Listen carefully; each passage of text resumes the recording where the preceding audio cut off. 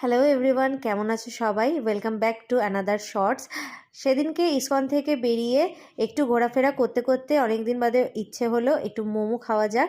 তো মোমোটা হেভি গরম গরম ছিল, তো জমে গেল। তারপরেই বাড়ি ফিরে রাত্রেবেলায় ও ছোলা, অলরেডি ছোলা না মানে সব রকম ডাল, যে মিক্স ডাল হয় সেটা ভিজেই গেছিলো, তো বলেছিল আজকে ডাল মাখানি করবে, তো সেটাই ও করছিল।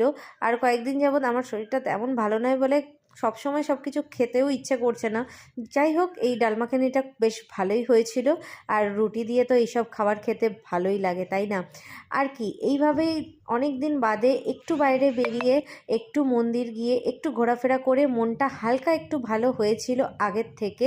কারণ পরপর আমাদের সাথে যা ঘটে চলেছিল, তারপরে মন মেজাজ তো এতটা ভালো নেই এখনও অবধি। তাও একটু একটু করে তো ফিরতেই হবে নর্মাল রুটিনে, তাই না?